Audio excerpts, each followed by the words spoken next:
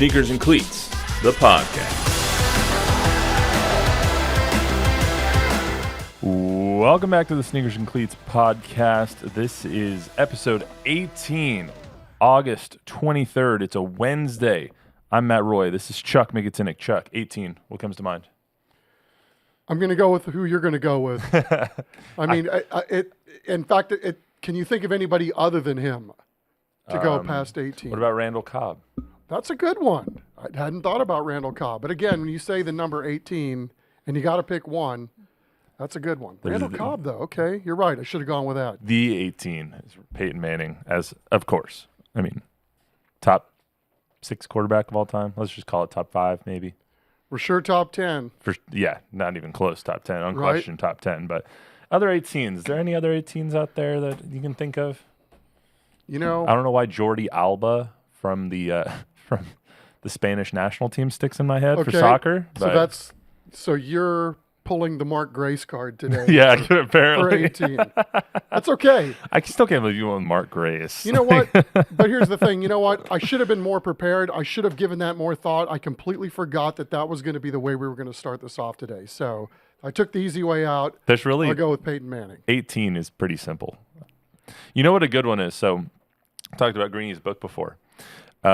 18, he also does not jersey numbers. So 18 could have like a significance of the number. Another thing I think of when I think of 18 is Jack Nicklaus because of 18 major wins.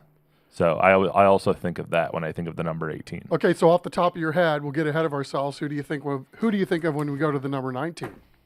All right, see, now you're getting way ahead of me. I haven't even thought about that yet. So. See, and I don't know why Keyshawn Johnson pops right into my head. So, I mean, again, this is not as weird as Mark. This is how random this can actually get.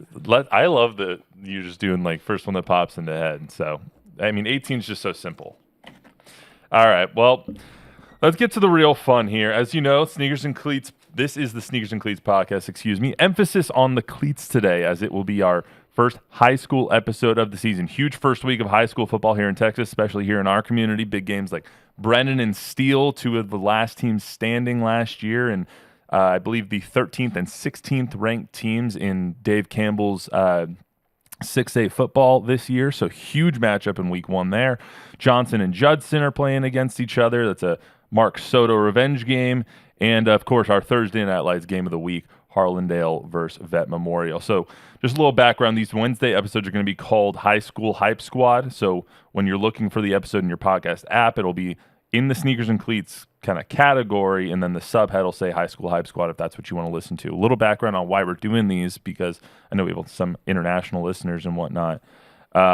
Originally, we had the idea for a local sports podcast. I wanted to do one solely dedicated to high school sports, further build the community, kind of showcase some of our awesome athletes and schools that we have here. We also wanted to do a different podcast with UTSA, Cowboys, Spurs, all the other big topics. So we decided to combine them under one umbrella, but we're still going to commit one day a week to high school sports because of the importance and the weight that holds in our community. So we're going to start with football, and as we get going through the year, we'll be doing other sports as well. We're going to start doing 3 podcasts a day.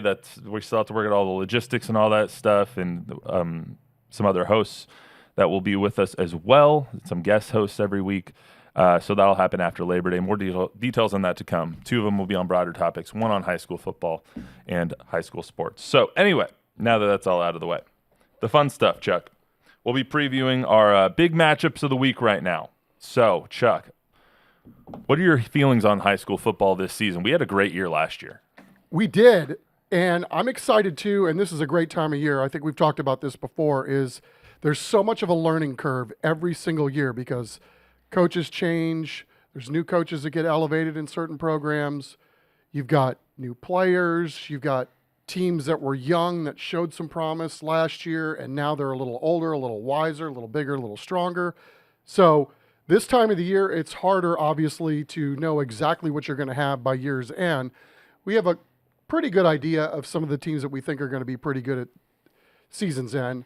But I just always think it's super fascinating, and I love the fact that there is such a learning curve because that's the way it should be, right? I mean, You shouldn't have all this corporate knowledge on these high school teams where the faces and the jobs change so much. Yeah, and you have high school football is just eternally interesting to me because you have like the people in your area, and it's like areas are always good. I mean, unless you recruit like some of the Austin schools, we won't get into that. But like Brennan is always good because of Coach Baser, and Steele is always historically good. Judson fell on hard times, now coming back. I mean, you have all these kind of like powers, and then you have the ones that kind of pop up every 2 or 3 years. So schools like Brennan are really interesting this year because they lost so much talent. How are they going to reload with probably the most prolific passer San Antonio's ever seen leaving, plus his brother, plus so many offensive weapons that they had. So I think those are kind of the storylines coming into this year's teams trying to reload, and then also those young teams, like you said, like Johnson maybe, that are now trying to take that mantle. Right, and then the challenges for Brennan, obviously, with that part of town growing and exploding like it is. I mean, those kids, some of the younger ones are going to different schools, so you're going to see the Sotomayors of the world come up and start to make a name for themselves too. So it'll be interesting to see how quickly Brennan challenges or takes those challenges, and then with Baser running the show, I have no doubt that they're still going to be pretty damn good. Yeah, absolutely. I mean, he's one of the best coaches we have in our area and probably in Texas. So. But you're right. Those schools up there on the northwest side, like Soto and all the schools that Northwest or Northside ISD are building, are taking that talent away from and making it almost more on the coaches to find that talent and develop the talent that they do have, while those other kids are going to other schools. Yeah, and I got to give the school districts around here, all of them, a lot of credit, because it would be easy to do like everybody did back in the old days, which was, we're not going to expand the school district because we want our football teams to do great when they go to state. Judson was the model for that. And then, for the benefit of the kids, so more kids could play football, and, you'd have fewer kids in the high school. Wagner springs up. So, if you take Wagner and Judson, I mean, what kind of a powerhouse would you have if you had that one little area still basically is one high school? And Steele too, right? Steele's something that split off of there. Right. All that. Yes. The whole shooting gallery, right? And that's not the only part of town. But again, I mean, for the benefit of the kids, yes, it's harder for San Antonio teams to compete once they start playing Dallas, Houston, and now you can make the argument of Austin as well. But for the benefit of the kids, there's better probably learning environment because there's fewer kids in those schools. Absolutely. Well, let's break down our TNL top 10 poll. So like I said, Steele is 13 in the state when it comes to Dave Campbell. Brennan is 16 in the state. We have Brennan at 6 in our TNL Thursday Night Lights poll. So let's go down 1 through 10 real quick. Steele's number 1, Judson is 2, 3 is Reagan, 4 is New Braunfels, 5 is Johnson, 6 is Brennan, 7 is Warren, 8 is Smithson Valley, 9 is Vet Memorial, and 10 is Harlandale. Those two teams we'll get into a little bit more in depth in a little bit. But Chucks, let's start at 1. Steele, always a power, always in control and performing well under Coach Signs. That's accurate. I mean, when you watch them, it just looks like a well-oiled machine. Everything looks like there's been an immense attitude towards detail, right? Everybody seems to be moving the way they're supposed to move. You throw the athletes on top of it. I mean, it speaks to the job that he's done there. They're going to be obviously very, very good, especially, with a lot of their returners coming back. And, I think it's apt that they are number 1 to start the season. I think they were very disappointed when they lost last year in the second round. They were 11-0 going into that game. They beat Brennan last year by 1 point in the opening game, and then just went on to roll pretty much the entire season until that Judson game. I think it was week 8. They went to, I think it came down to the last second, as it always does with those two schools. But they have so many returners. They have the sophomore Chad Warner at quarterback. So I'm going to be interested to see how they rebound from a loss like Lake Travis last year, especially after Brennan then beat Lake Travis in I think the 3rd round last year. So that game opening up on Friday night, it's going to tell a lot of stories. I think so too. I mean, again, it's so early in the year. It's hard to know exactly what you're going to see from some of these guys. I don't know a whole lot about Steele. I was already thinking ahead to Judson because there's a part of me that feels like we've got them ranked a little too high. Yeah. But, You never question Mark Soto, though. That's for sure. I mean, you talk about sneaky good coaches, Yeah. right? You know, you're talking. I was thinking about this earlier today. You know, if you're going to name the top 10 coaches in the area, I mean, it'd be a pretty tough fight to talk about who you would put in that top 10. But I don't think there's any question that you'd throw Coach Soto in there. I mean, I talked to one of their assistant coaches a couple of months ago, and he said, you know, we got a couple of dudes, but you know, we've really got to stay healthy for everything to go our way this year. I mean, they just don't have the numbers that they used to Right. have, and so you know, they do have some studs like they always do over at Judson, but you know, again, the schedule is very, very tough as well, and you just hope that some of these non-district games don't take their toll on their numbers. Right. I mean, Judson under the first year under Coach Soto when he came back from Johnson, they went 5-7 in his return. They beat Johnson, I believe, week 1 last year, so it was a good little revenge spot for him. They lost in the second round to Vandergrift. They have a lot of returners this year. I mean, their quarterback's coming back, Elijah Favela. So they should be better than 5-7 this year. I would be willing to put money on that. Yeah, I mean, and there's a chance too, though, that they could be better than 5-7 with the eye test, but Right. because you know whatever reason they get banged up, or you know, again, that schedule's not exactly easy. I Oh, mean, not no. even playing in their own league, but the non-district games are really, really tough too. Yeah, they've got a tough schedule. All those teams in that district usually do because they kind of like punch above their weight class to try and get ready for district. Like Steele, I think, is playing Lake Travis in week 2 again this year, as they did last year. And they beat them last year, and then they lost to them in the playoffs, which was probably even more, not humiliating, but deflating for them. So Yeah, and I mean, again, goes back to, you know, David Sines and all these coaches with these storied programs here. They always play a tough non-district schedule, and I think that speaks well to, you know, they're always looking for the next challenge, and, you know, kind of records be darned at the end of it. what do you think about our number 3 team, the Reagan Rattlers, coming back this year? 8-3 last year, lost to New Braunfels in the first round. Caleb Capuccio's back, Connor McCabe back, but they did lose some talent. The running back is gone. He was a senior last year, so But the prior kid that they got's very good, and they were pretty young last year. They were. I think that this is going to be a team that could surprise a lot of people, although I don't know how many teams you're going to surprise since we have them ranked number 3. But again, this might be the case where you could actually move Reagan up. I mean, again, well-coached team, and I think with the year of knowledge that they gained from last year, you have to believe on the surface that they would be one of the preseason favorites to win the league this year. So I don't know much about New Braunfels this year. They lost second round last year, 8-4 record. I'm going to skip right to Johnson because Judson plays this week. That's going to be a huge week 1 matchup for him. I love Ty Hawkins.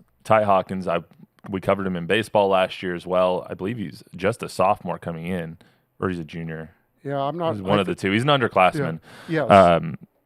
And he is phenomenal. Like, he just burst onto the scene as a starter last year. And there was one play against Judson where he like ran halfway around the field and then just flipped it up and scored a touchdown. And I was like, that's some Kyler Murray BS right there. That was ridiculous. Yeah, he's one heck of a player, and I think the TCU Horned Frogs would agree with you, right? Since he's already committed to them. You know, I think there's something to be said about some of the lessons that Ty's learning, even from other sports. You know, he plays baseball. He's a really good baseball player, you know, and had a tough series there in Johnson's last playoff series. But, you know, the next day he's out running track. You know, again, he's learning some valuable lessons, whether it's just in football or in other sports, that's going to make him a better quarterback. Because, you know, especially with baseball where, you know, there's built-in failure all the time. You know, football, you know, he's probably going to have a lot of successes in high school because he's just so darn good. But I think all these things are going to serve him well. And it'll be fun to watch and see how he does this year, you know, based on what he's already done. And then now, how's he going to be? He's a little bigger, a little stronger. And again, there's just more knowledge of the system. And we've talked about Brennan already. They're number 6. They're playing Steele this week, as we've covered. They lost to Westlake in the 4th round last year, 12-2 overall. Their 2 losses were to Westlake in the 4th round and Steele in week 1. I thought that they were going to win the whole damn thing. Ashton DeBose, Aaron DeBose, Avron Carter, Armando Acevedo, that offense was stacked, and they ran into a buzzsaw in Westlake. But I think that it's going to be tough for them to come back and be better than they were last year because they were so damn good. No, I agree. And they're young, obviously, but I also think too that, Coach Bazer's been there long enough that, you want to make sure that you're not going to be completely naked when you make the jump when all those guys do leave. So, I heard him talk about this in particular when Jack went out there to go grab sound with him when we were doing our preview stuff. And, there's the same expectation. I mean, they're not walking anything back. They expect to win. They expect to win big. And who's going to bet against them? Well, I mean, it's just an expectation from Coach Bazer at this point. Like he has the track record and of success, and he expects greatness. He expects to win. He wants and shows his players how to do it and what they're going to do, and he builds all of these coaches, really, not just Coach Bazer. All of them build great young men, and that's how you build a good high school program. Is you build the great young men first, and then the football follows, because if they have the morals and the values, then they'll go out and they'll play well. And all of these coaches really do that. Amen to that. I know we kind of glossed over New Braunfels, but, Glenn Mangold's another guy that's done a heck of a job there building a program and really, making sure everybody's in the right spot and they've got good players and they make sure that the best players get their hands on the ball. I mean, again, one of those teams we don't talk an awful lot about, it seems like. And maybe that's just my own, minutia over here trying to split hairs. But he's done a fantastic job, and I think very apt that we've got them in the top 5. Absolutely. So 7 is Warren. 8 is Smithson Valley. They went 12-2 last year, had a phenomenal round. They lost to College Station in the 4th round last year. Let's get to Vet Memorial and Harlandale, though. Those are the 2 teams that are on our first game, of our 15th season of Thursday Night Lights. 15 seasons, Chuck. Where does the time go, right? It's just hard to believe that you could blink and it could be like this. But as I get older, it's time seems like it's just shrinking. Time is a flat circle at this point. So you've been talking to the coaches this week. What senses are you getting from them? Because obviously Vet Memorial had a 9-4 year last year, lost to Flower Bluff in the playoff. They kicked Harlandale's butt last year in the opening week of the season. It was 51-7, I believe.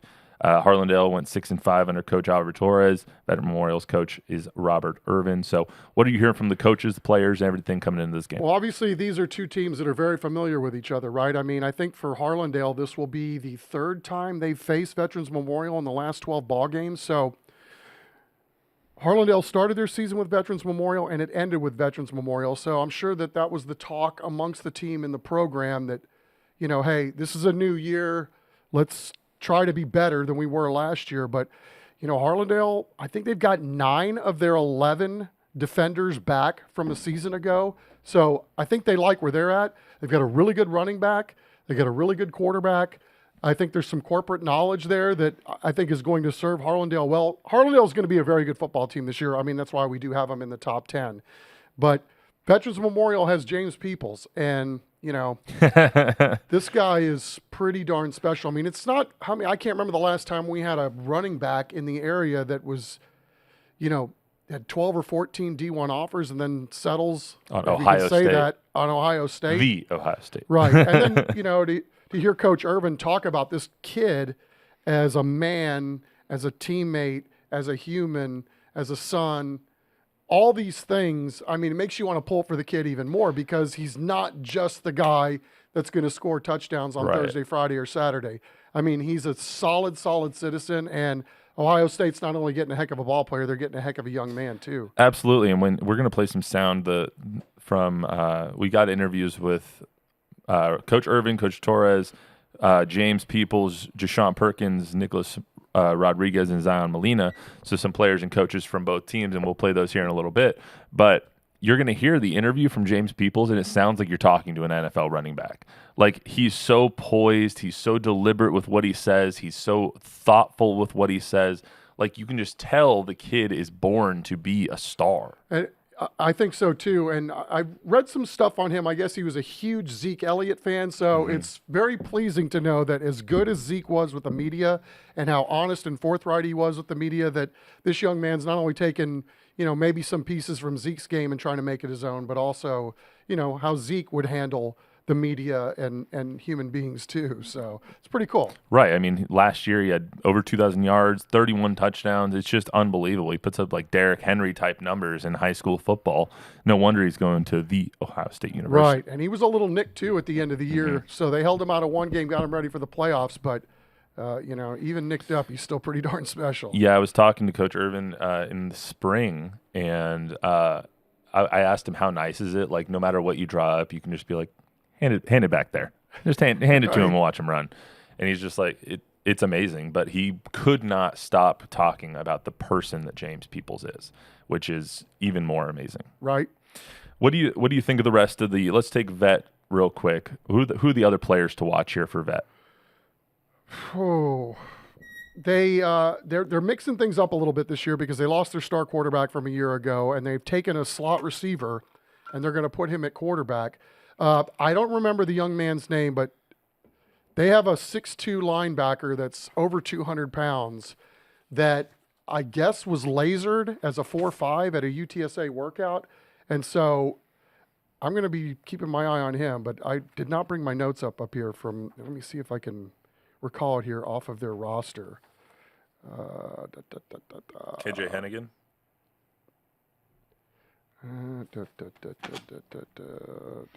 Either way, they have some talent on the defensive side of the ball. Yeah, I mean, they got more than just Peoples. I mean, you don't joke your way to as good a season as they had last year by just having a running back. But, dang, what is the young guy's name? I'm going to have to look it up, dude. No worries. Let me see if I sent it to myself. How do you think that this game tomorrow is going to play out? Like, what are you envisioning with them trying to combat each other? Well, I mean, it's hard to know, obviously, because these games, they could go one or two ways, right? You could have a really tight game, or you could have something that gets pretty lopsided. But seems like it's something like that always on TNL. Veterans Memorial is going to know they've been in a fight. That's the one thing. They're not going to quit, and they're going to be in the fight the entire time because that's just who they are. And, again, they've got some players too. Their running back is a top 7 kid in his class, good player. There's a lot of their kids that have aspirations to play college football too. It's not like they don't have some dudes too. So, we'll see. I'm looking forward to it. I mean, it's week 1, and, especially week 1s, the coaches are going to get to see what they have for the first time too. So kind of hard to prognosticate too much on some of this stuff. Yeah, Coach Irvin's already sent us the 2 deep for his defense at least. They have, looks like 11 seniors in their 2 deep, and they have 1 sophomore. This is a very, very veteran, pun intended, defense that they have here for this game. And so Harlandale is going to have their work cut out for him. But if anyone can do it, it's Coach Torres and those guys over there. Zion Molina is the running back. He spoke a little bit. You'll hear him here in a second as well. And he's been trying to get better all off season because he knows that this kind of rivalry that they have with Vet Memorial is leaving a bad taste in their mouths. So 100%. Do you think it's going to be a little bit? So last one I think was 51-7. You think it'll be a little bit more competitive than that one? I don't think there's any question about that. Yeah, me too. I mean, especially first week of the season. I feel like the first week of the season, it's always kind of more, especially the first half, is going to be some hits flying. Again, if you've played Harlandale, you've been in a fight. I mean, I just like the way they play, and they're going to play hard. And, a lot of these teams do the same thing too. I mean, you don't see too many teams that are quitting, especially week 1, right? I mean, you got to get better. And, maybe a chance too for both of these teams to play some guys that, they weren't real sure if they could be guys on Thursday, Friday, and Saturday. But, that's what week 1's about. That's what the non-district schedule is all about too. So we have to keep that in mind as well. Absolutely. And so you're big. I know you talked to both coaches just to get a little bit of insight. And you like to drop some nuggets during the broadcast. So can you give me one little nugget maybe from each coach on each side? Oh, gosh, off the top of my head, I think Coach Irvin was a little concerned with the familiarity. Mm-hmm. He goes, it's like we're real familiar with them. They're real familiar with us. And he goes, there's a plus to that and there's a minus to that.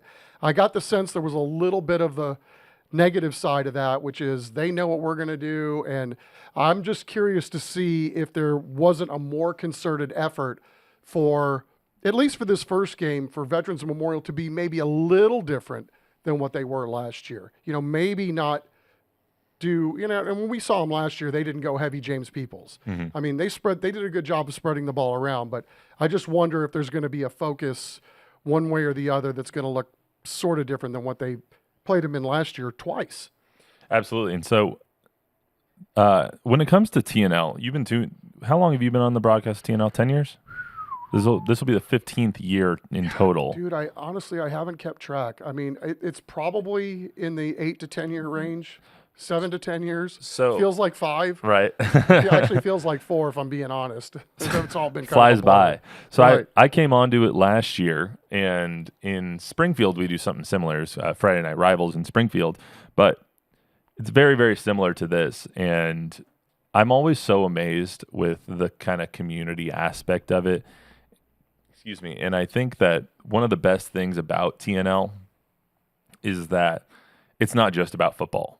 It's about the bands, the cheerleaders, the school, the community that these schools and these programs build.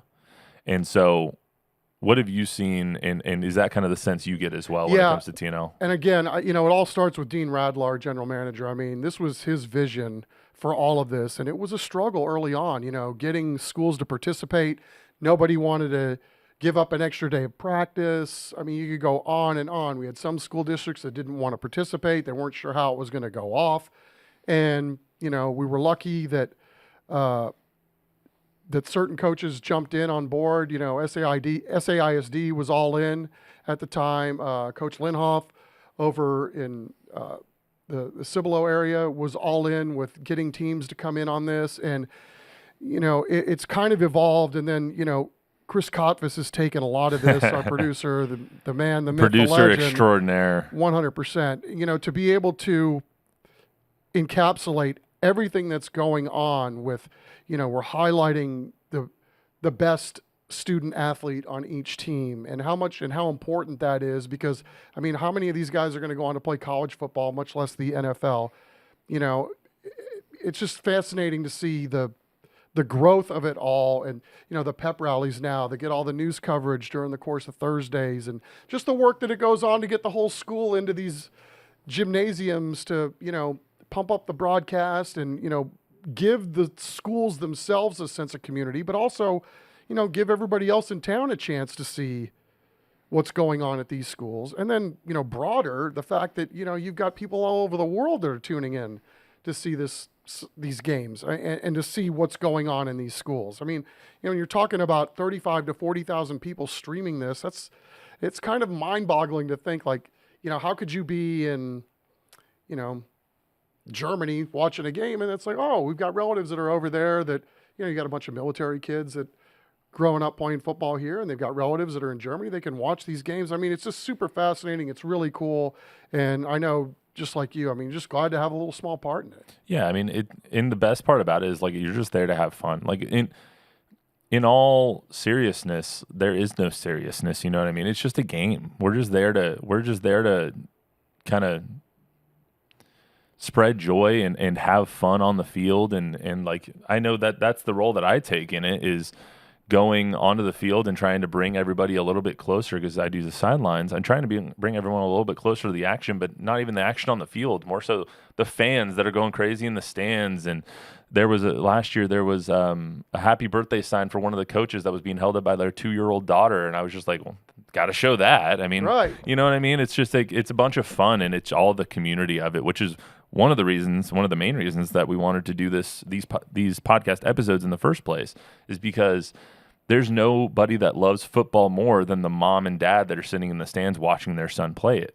And with every kid, with every James Peoples, there's 40 others that might not get the pub, might not get the publicity, but they're there too, and they're contributing, which makes the Thursday nights, and which makes this podcast, and which makes everything that goes into high school athletics so important. And a lot of those kids love football just as much as James Peoples does.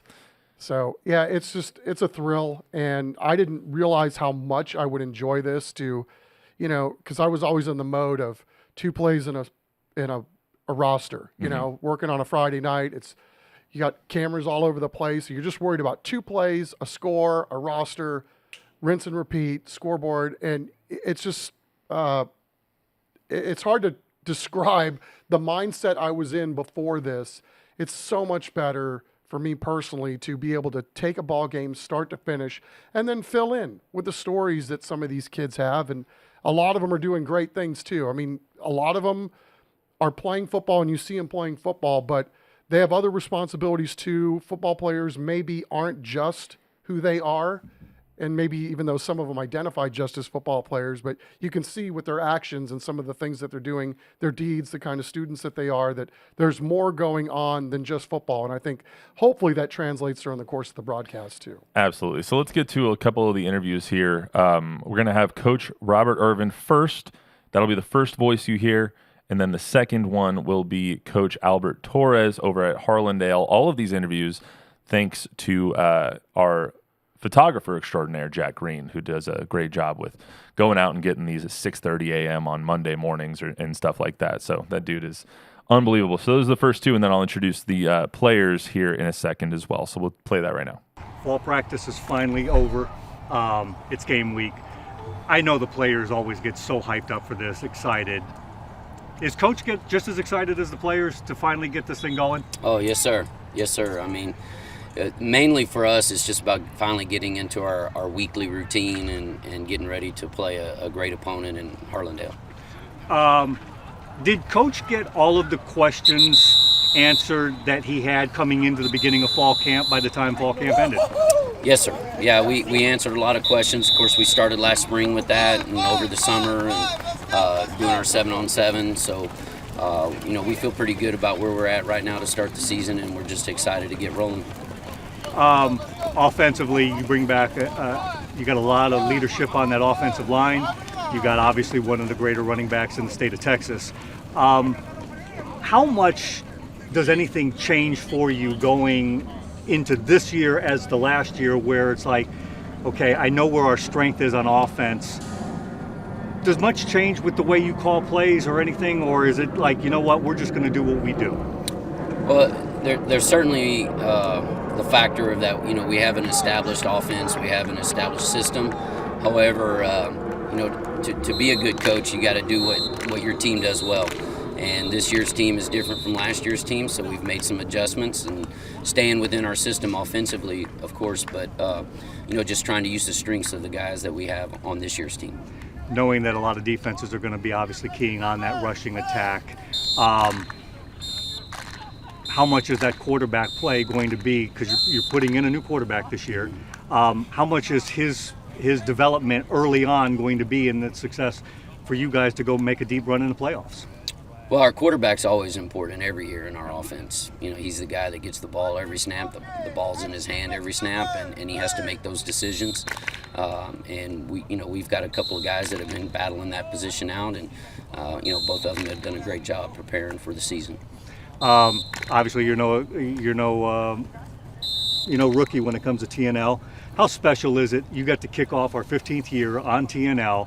To showcase the talents of not only this football team, but this community, the cheerleaders, the band, everything. How special is that for this community? Oh, it's a great feeling. I mean, we have a great school community, a great school district. So to be able to allow those young people to be on TV and to be a part of this event that you guys put on is just so special for our school and our community, and everybody's really excited to be a part of it. Final question, without obviously giving away any secrets, you went over to their stadium last year and you beat them up pretty good with a balanced attack. They're obviously going to be looking for a little bit of payback this year. What do you guys need to do in order to be able to get a victory against a very hungry and young Harlandale team this year? Well, Coach Torres and his staff do a great job over there coaching that team. They're sound on offense and defense. They have a lot of talent coming back on both sides of the ball. So we know that we're gonna have to play our best game to have an opportunity to win, and that starts this morning at practice and how we practice all week to prepare to get a chance to win. Coach, when I ask this question to all the players, I know what the response I'm going to get. When I ask a coach, it varies. End of fall practice, you're now in game week. How excited are you to finally have that opponent ready to go, and these games now count?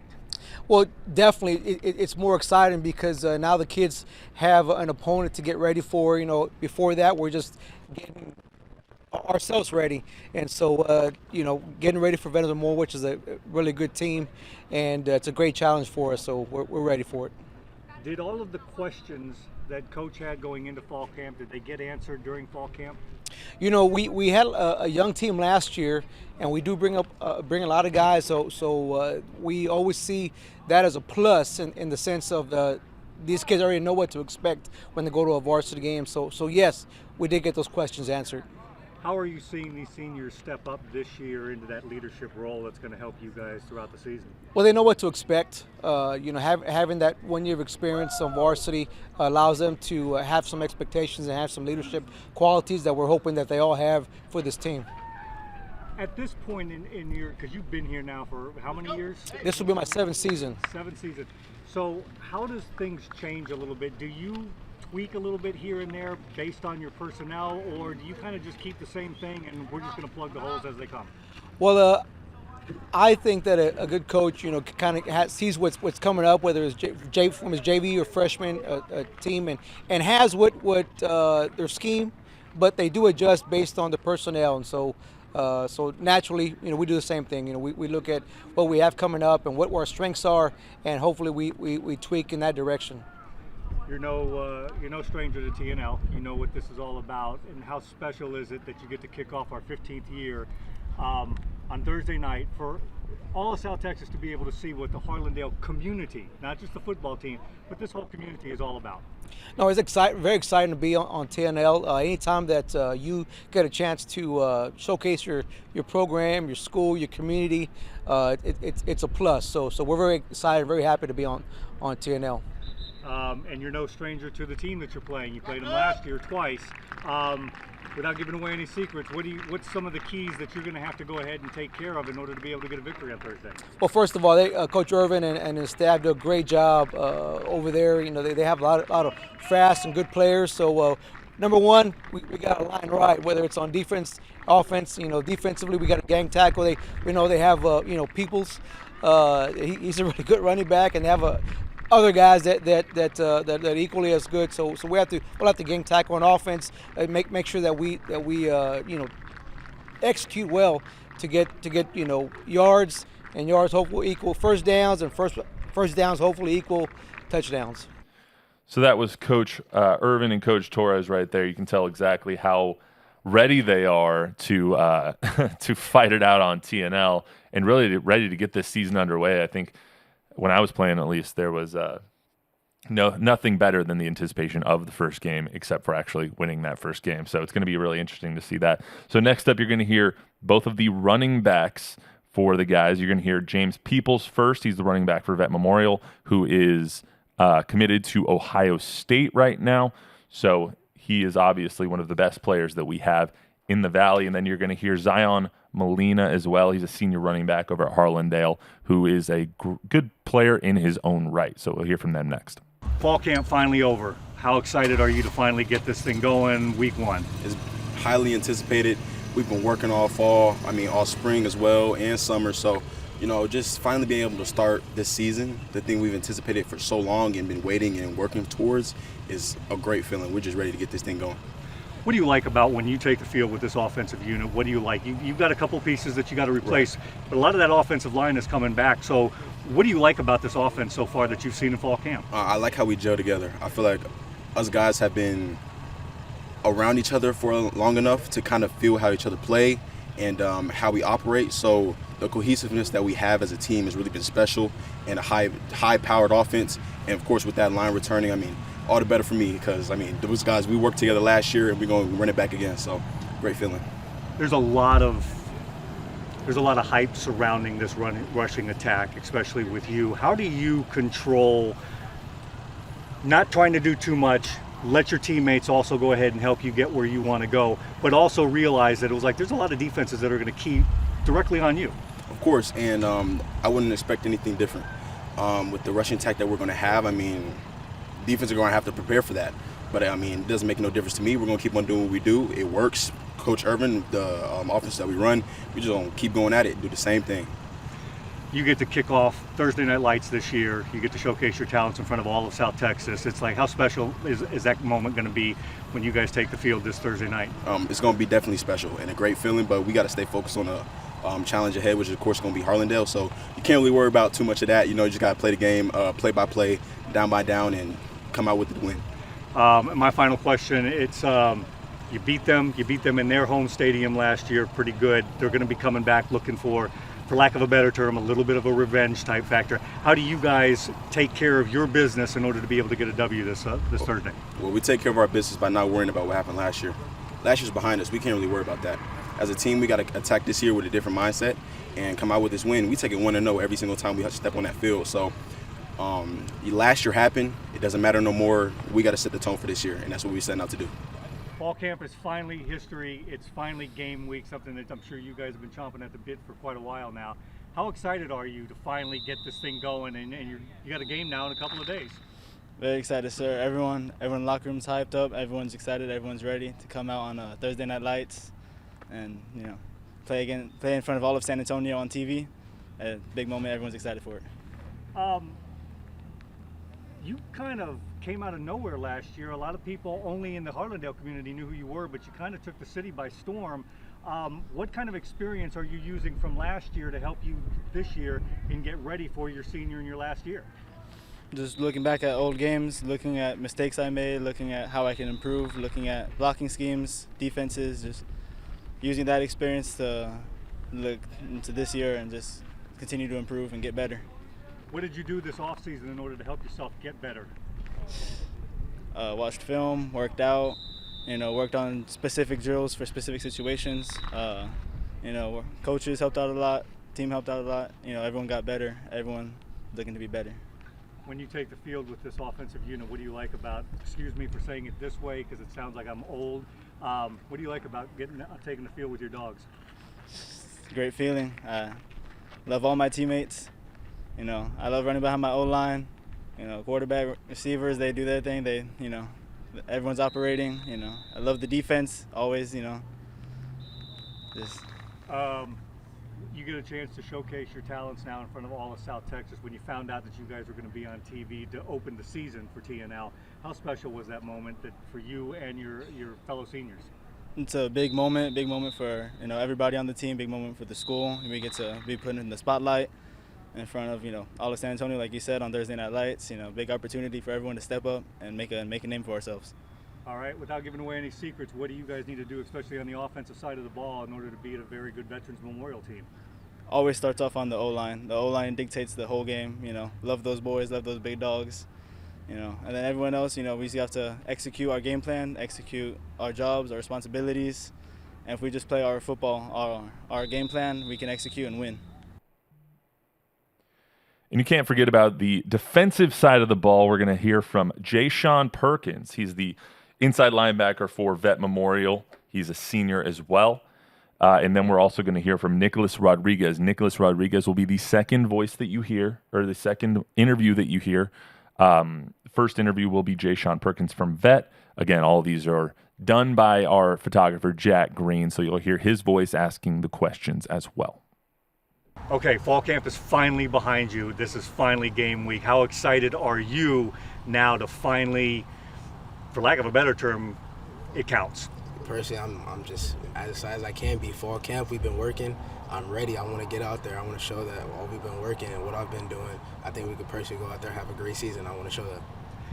Do you kind of realize, though, now as a senior, this was your last fall camp in high school? Did you kind of, maybe on Friday or Saturday, did you kind of sit there and think it was like, I'm never going to get a chance to do that again with these guys in a fall camp? Yeah, it was nerve-wracking. It's just I got one last shot, and I really want to make it all I can. So I wanted to put in all the work, get comfortable with all my teammates, make sure we're all on the same page that this is my one last opportunity, and I want to put everything I got out on that field this year.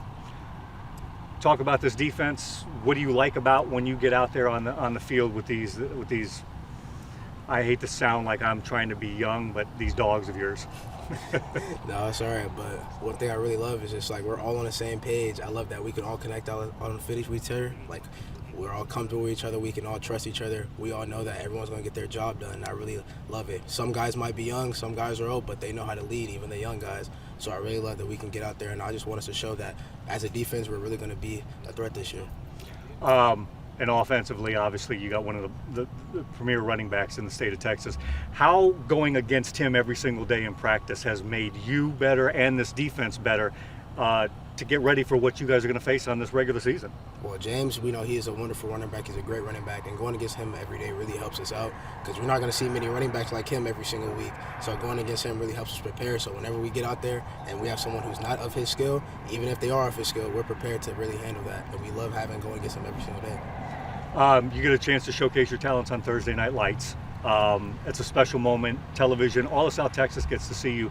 When you found out that you guys were going to be on Thursday Night Lights and kick off our season, what was that moment like for you when it was like, holy cow, we're going to be on TV again this year? Man, we were all excited. It's a blessing to be one of the first teams out there on the field Thursday night. So we're all happy. We've been working hard all summer, and we want to show that. We know that's a great team over there, but we think we can go out there, also put in the work and show what we've been doing all summer. And finally, what is it going to take to get a victory against a Harlandale team that, for lack of a better term, is going to be hungry for what you guys did to them last year? It's going to take a lot of effort. We have to go out there, do everything our way, put everything on that field, every last drop of sweat. We know we can do it, and we're going to show that. Okay, fall camp is finally over with. It's game week finally. How excited are you to finally get the games to actually count now? I'm pretty excited. We've been putting in that work this summer, so hopefully it pays off. How did fall camp go for you guys? Good. Strength and conditioning wise, yes. We lifted, did sprints, change of direction, everything. When you get out there in that field with that defensive unit, what do you like about these guys right now? We're all effort. We pursue to the ball. You know, we got heart. Might not be the most talented, but we get the job done. You get a chance to showcase your talents this Thursday night on TNL for all of South Texas to be able to see. How special is that, especially on your senior year, that you get a chance to let everybody know exactly what the Harlandale community is all about? I mean, I have talent, but I like to be humble about it. So, I mean, I definitely can showcase. I show some flashes, but you know, I'm a team player. But it's not just about you. I mean, it's the whole team Yes, sir. gets a chance to showcase that. That's got to be special for not only you, but for all your other fellow seniors, right? Yes, sir. It's without giving away any of the secrets, what are some of the things that you're going to need to do in order to beat a very good Veterans Memorial team that you played twice last year? We got to shut down number 20 for sure. Get them uncomfortable or whatever, you know. I don't think we can stop them, but we can definitely neutralize them. Yep. It's any extra tweaks this year that you've worked on in your game in the off season to help to get you even to that next level? Because last year you had a really good year. So where are you going to take this game next year, this coming year? I mean, I've been training just the basics, you know, like tackling, open field tackling, whatever, drops, my sky drops, just getting the little things right. And how have you seen your leadership take over to get these younger guys ready? It's pretty good. I should speak up a little more, but I'll get to them. Well, I think, Chuck, it's we can suffice to say we're expecting a great game tomorrow. I think so too. It was interesting hearing some of those guys talk from Veterans Memorial, you know, especially the defensive guy, the linebacker, when he was talking about, man, it's great. I get to go up against this guy every single day. He's making the guys on defense a lot better because we're not going to see somebody like him probably on another team. And even if we do, we're prepared for it because we see James Peoples every day in practice. I thought that was incredible insight. Absolutely. And then you hear the guys like Nicholas Rodriguez and Zion Molina over at Harlandale, and they're happy to be there, but you can tell exactly how bad they want to beat Vet tomorrow. They want this win so bad because they haven't had one recently against them. So yeah, and Mikey's got a little gunslinger in him too, so I'm looking forward to watching to see if we get to see some of that on display tomorrow night. Absolutely. Well, we hope that the Harlandale and Vet Memorial communities can both take this and kind of listen to it in anticipation of the game tomorrow. We're going to try and showcase the communities as best as possible tomorrow. And I know Chris Kotfus and all the guys in production and Dawn is going to be back tomorrow. Chuck, they'll do a great job on the broadcast. I'll try and add a little sprinkle here and there on the broadcast as well. Great. So thank you so much for everyone that joined us tonight on the first High School Hype Squad episode of the season. We look forward to being back next week. We look forward to a great year of high school athletics. This is it for the Sneakers and Cleats podcast today. Just a quick reminder, you can get this podcast wherever you get your podcasts and on YouTube. All those interviews were filmed and have video elements. So if you'd like to see them, you can go to YouTube and get those. Please download, subscribe, rate, review, unsubscribe, resubscribe, re-rate, re-review, give us a 5-star rating, give us some feedback. Feedback is a gift. We will see you on Monday after the last Cowboys preseason game. Break that down for you right here on the Sneakers and Cleats podcast.